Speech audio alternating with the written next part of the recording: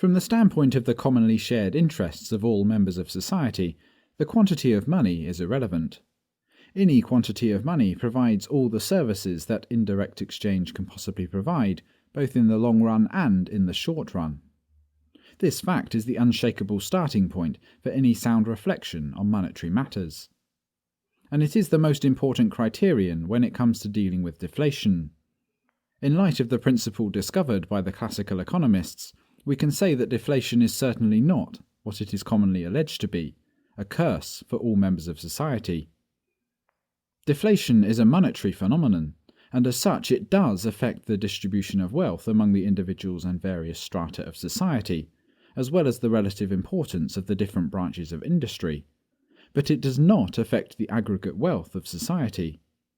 Deflation is a drastic reduction of the quantity of money or of money substitutes, and it entails a precipitous decline of money prices.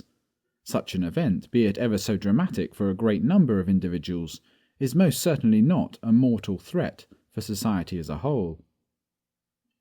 Imagine if all prices were to drop tomorrow by 50%. Would this affect our ability to feed, clothe, shelter, and transport ourselves? It would not, because the disappearance of money is not paralleled by a disappearance of the physical structure of production. In a very dramatic deflation, there is much less money around than there used to be, and thus we cannot sell our products and services at the same money prices as before.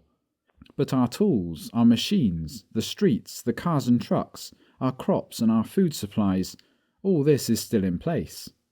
And thus we can go on producing, and even producing profitably, because profit does not depend on the level of money prices at which we sell, but on the difference between the prices at which we sell and the prices at which we buy.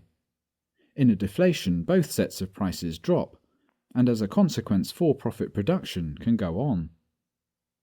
There is only one fundamental change that deflation brings about. It radically modifies the structure of ownership. Firms financed per credits go bankrupt because at the lower level of prices they can no longer pay back the credits they had incurred without anticipating the deflation. Private households with mortgages and other considerable debts to pay back go bankrupt because with the decline of money prices their monetary incomes decline too, whereas their debts remain at the nominal level. The very attempt to liquidate assets to pay back debt entails a further reduction of the value of those assets, thus making it even more difficult for them to come even with their creditors.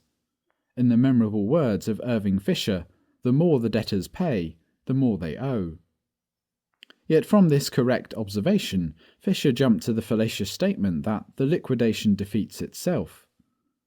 Let us emphasize again that bankruptcies, irrespective of how many individuals are involved, do not affect the real wealth of the nation, and in particular that they do not prevent the successful continuation of production.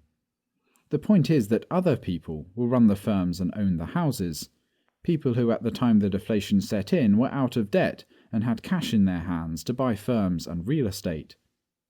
These new owners can run the firms profitably at the much lower level of selling prices because they bought the stock and will buy other factors of production at lower prices too. In short, the true crux of deflation is that it does not hide the redistribution, going hand in hand with changes in the quantity of money. It entails visible misery for many people, to the benefit of equally visible winners. This starkly contrasts with inflation, which creates anonymous winners at the expense of anonymous losers. Both deflation and inflation are, from the point of view we have so far espoused, zero-sum games.